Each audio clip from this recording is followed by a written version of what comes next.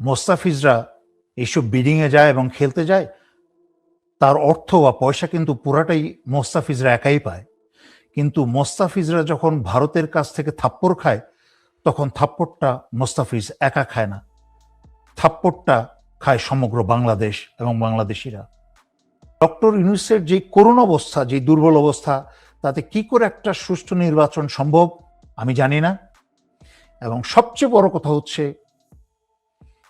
স্বৈরাচারী শেখ হাসিনা এবং ভারত যে প্রশাসন তারা তৈরি করেছিল, সেই একই প্রশাসন সামরিক, বেসামরিক, পুলিশ, সিভিল প্রশাসন সব জায়গায় রয়ে গেছে।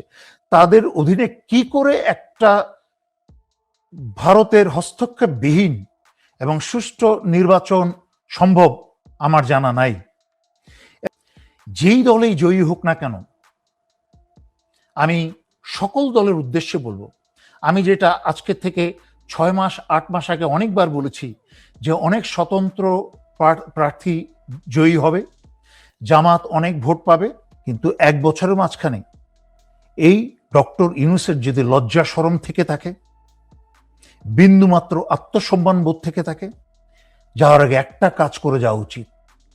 সেটা হচ্ছে ভারতের সাথে বাংলাদেশের কূটনৈতিক সম্পর্ক সীমিত করা উচিত। তার মানে কি, বাংলাদেশে ভারতের ঢাকায় এমবেসিতে ভারতীয় যতগুলো সদস্য আছে তা কমিয়ে অর্ধেকে নিয়ে আসা উচিত। এবং এছাড়া ঢাকায় ভারতীয় দূতাবাস ছাড়া বাংলাদেশ থেকে সকল ভারতীয় অফিস এবং অন্যান্য যত প্রকার ব্যবসায়িক নামে হোক, যেই নামেই হোক, যত প্রকার অফিস আছে সব বন্ধ করে দিতে হবে। তাহলে বাংলাদেশে ভারতের গোয়েন্দা রয়ের কার্যক্রম মোটামুটি 80% বন্ধ হয়ে যাবে, এবং তাতে বাংলাদেশের স্বাধীনতা এবং সার্বভৌমত্ব অনেকাংশেই নিরাপদ হবে ইনশাল্লাহ।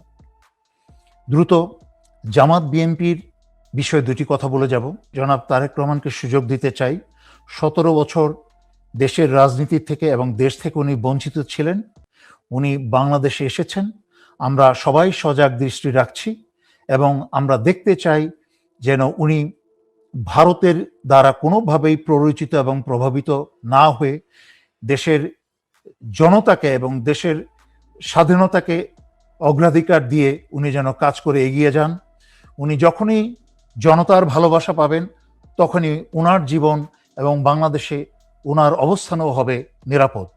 কিন্তু অত্যন্ত দুঃখের বিষয়, এখনো দেখে যাচ্ছি যে জনাব তারেক রহমানের নিরাপত্তা অত্যন্ত ভঙ্গুর। উনি যেখানেই চলাচল করছেন, উনি সাধারণ জনতার ধরাছোঁয়ার মাঝখানে এত কাছে, যা অত্যন্ত বিপজ্জনক। ভারত চাইলেই যে কাউকে দিয়ে একটা অঘটন ঘটিয়ে দিতে পারে। আমার মনে হয় ওনার নিরাপত্তা আরও জোরদার হওয়া উচিত। আমার মনে হয় বিএনপির এখনো সময় আছে, এসএসএফ এর কাছ থেকে সহায়তা চাওয়া উচিত, যেন সরকারের পক্ষ থেকে এসএসএফ জনাব তারেক রহমানের নিরাপত্তার জন্য প্রদান করা হয়। তাহলে বাংলাদেশে রাজনীতিও শক্তিশালী হবে। আমরা চাই না যে শুরুতেই ঝরে যাক কেউ। আমরা চাই না শহীদ হাদির ভাগ্য আর কাউকে বাংলাদেশে বরণ করতে হোক। ডক্টর ইউনূসের যে করুণ অবস্থা, যে দুর্বল অবস্থা, তাতে কি করে একটা সুষ্ঠু নির্বাচন সম্ভব আমি জানি না। এবং সবচেয়ে বড় কথা হচ্ছে, স্বৈরাচারী শেখ হাসিনা এবং ভারত যে প্রশাসন তারা তৈরি করেছিল, সেই একই প্রশাসন সামরিক, বেসামরিক, পুলিশ, সিভিল প্রশাসন সব জায়গায় রয়ে গেছে। তাদের অধীনে কি করে একটা ভারতের হস্তক্ষেপবিহীন এবং সুষ্ঠু নির্বাচন সম্ভব আমার জানা নাই। এবং যখন দেখা যাবে যে বাংলাদেশের জনগণ স্বতঃস্ফূর্তভাবে ভোট দিচ্ছে ভারতের ইচ্ছার বিরুদ্ধে, এমন কোনো দলকে বা ব্যক্তিকে যে যারা ভোট পেলে ভারতের স্বার্থ হাসিল হবে না, তখনই কিন্তু ভোট কেন্দ্রে বিভিন্ন ধরনের মারামারি, কাটাকাটি শুরু হবে, ব্যালট বক্স ছিনতাই শুরু হবে, ব্যালট বক্স ভোট কেন্দ্র থেকে বাইরে নিয়ে সেটা মধ্যরাতের আওয়ামী লীগের নির্বাচনের মতো পূর্ণ করার চেষ্টা করা হবে। সেরকম ক্ষেত্রে কি করে এই নির্বাচন ফলাফল গ্রহণযোগ্য হবে তা আমার জানা নাই, যা আমি অনেকবার বলেছি। আমি যখন দেখছিলাম যে ক্রিকেটার মুস্তাফিজকে নিয়ে আইপিএলে বিডিং চলছে, তখনই আমার বিষয়টা পছন্দ হচ্ছিল না। বিষয়টা শান্তিপূর্ণ একটা পরিবেশে খেলোয়াড়দের এবং প্রফেশনাল প্লেয়ারদের ব্যাপারে অত্যন্ত স্বাভাবিক একটা ব্যাপার, কিন্তু বর্তমানে বাংলাদেশ এবং ভারতের মাঝে যে সম্পর্ক, এটা কোনোভাবেই স্বাভাবিকের ধারে কাছে নয়, বরং বাংলাদেশ এবং ভারতের মাঝে চলছে একটি স্নায়ু যুদ্ধ। আমি স্নায়ু যুদ্ধের চেয়েও খারাপ পরিস্থিতি বলবো। আমরা দেখছি দুই দেশের সম্পর্ক এমন খারাপ অবস্থায় পৌঁছেছে, যা এক পেশে ভারতের কারণেই।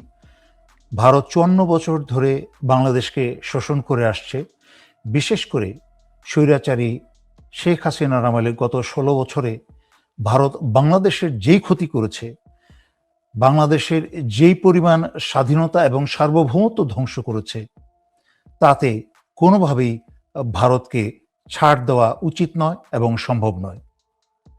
ভারত বাংলাদেশের সীমানা ঘিরে নতুন নতুন ব্যারাক তৈরি করে চলেছে, যা বাংলাদেশের সার্বভৌমত্ব এবং স্বাধীনতার প্রতি হুমকি।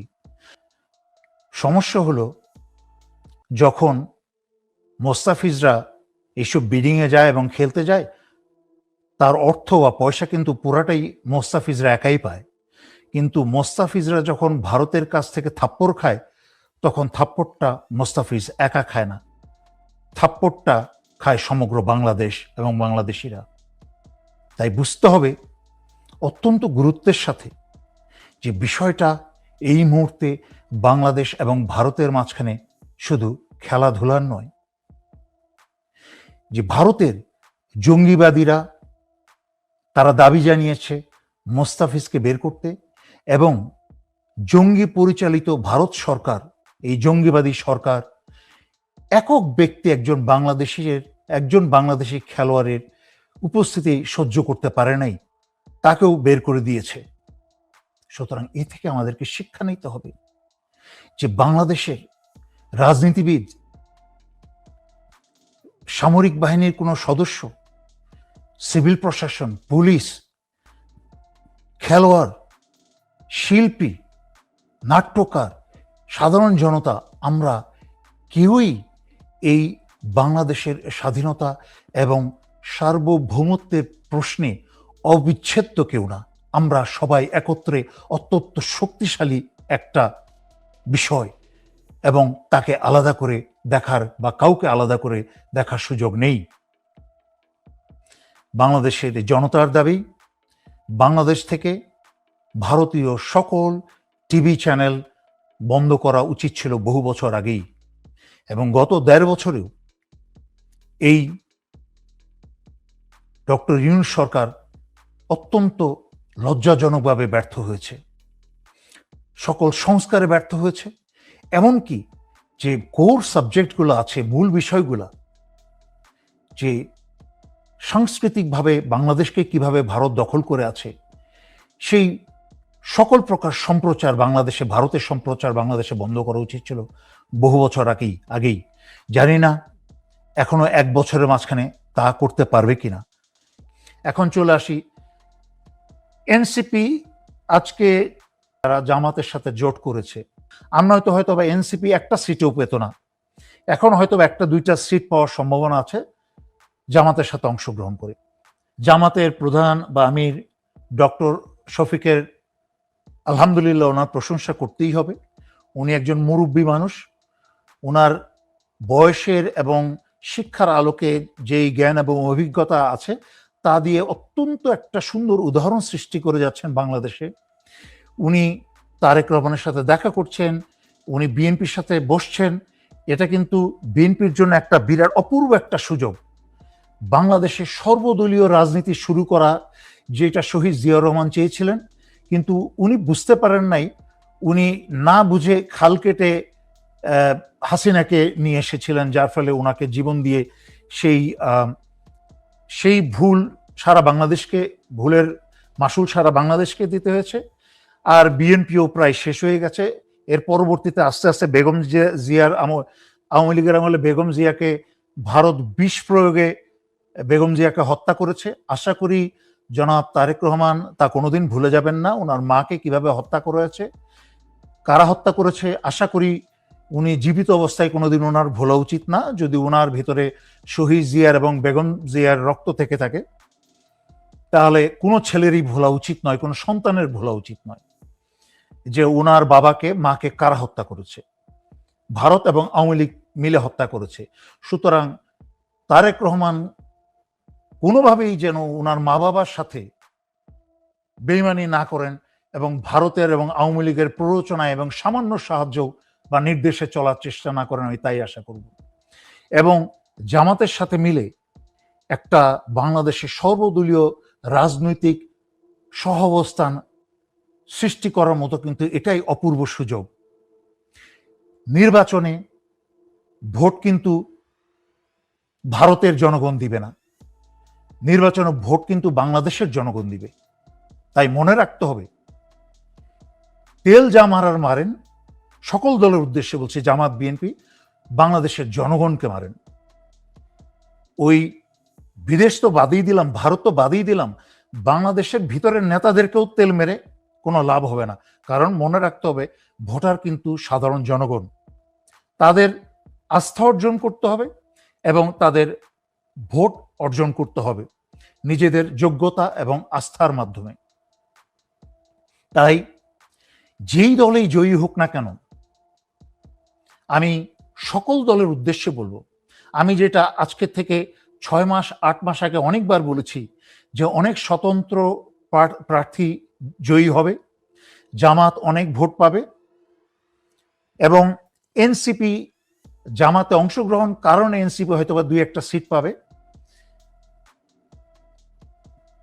এবং বিএনপি সিট পাবে। তবে আমি স্পষ্ট করে এখানে বলতে পারছি না, যদি বিএনপি এই নির্বাচনকে, যেহেতু বিএনপির ছেলেপেলেদেরকে নিয়ন্ত্রণে 5ই আগস্টের পরে নিয়ন্ত্রণবিহীন ছিল, বিএনপির নেতারা দেশে হোক বিদেশে হোক সবাই ব্যর্থ হয়েছে বিএনপির ছেলেপেলেদেরকে নিয়ন্ত্রণে রাখতে। তারা চাঁদাবাজিতে এবং বিভিন্ন বিশৃঙ্খলায় জড়িয়ে যায়।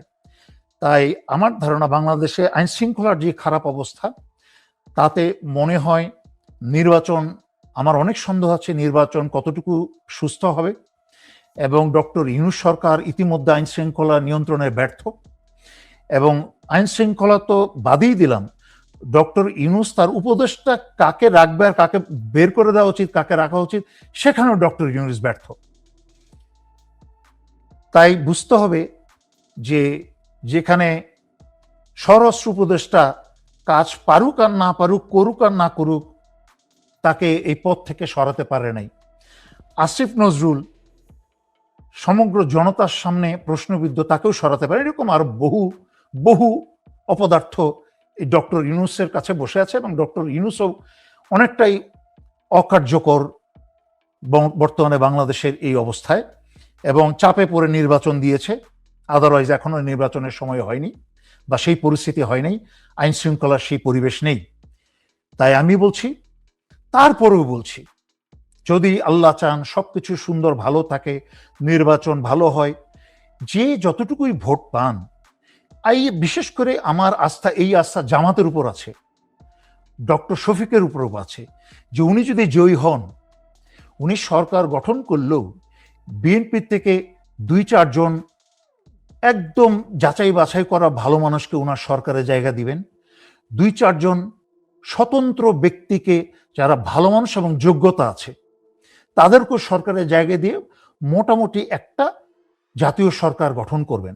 কারণ জামাতের যারা এখন কি বলে এটাকে নমিনেশন পেয়েছে, তারাও কিন্তু 100% সবাই সেই রকম গ্রহণযোগ্য মানুষ নয়।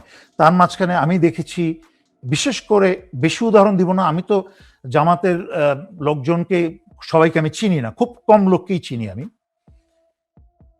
তারপরও বিশেষ করে সামরিক বাহিনী থেকে যেই 2-1 জন গেছে, তারা স্বয়ং সামরিক বাহিনীতে অবসরপ্রাপ্ত অফিসারদের মাঝখানেই অত্যন্ত বিতর্কিত, এবং তারা কিন্তু আওয়ামী লীগের নমিনেশন চেয়েছিল, তারা এর আগেও জামাতে নমিনেশন পেয়েছিল, যারা বিএনপির অফিসে ধর্ণা দিয়ে সময় কাটিয়েছে তারা আবার এখন এসে জামাতে নমিনেশন পেয়েছে। এই যে বিশেষ করে মুনাফেক চরিত্রের লোক কিছু কিছু জামাতে ঢুকে গেছে, জামাতকে কিন্তু অত্যন্ত সতর্ক থাকতে হবে। আমি আর কথা লম্বা করতে চাই না। আশা করি ইনশাল্লাহ নির্বাচনের আগে জনগণকে আমি প্রভাবিত করতে চাই দেশের এবং জনতার স্বার্থে, দেশপ্রেমিক জনতার স্বার্থে, স্বাধীনতা সার্বভৌম বাংলাদেশের স্বার্থে, যে মার্কা না দেখে চরিত্রবান যোগ্য নেতাকে ভোট দিন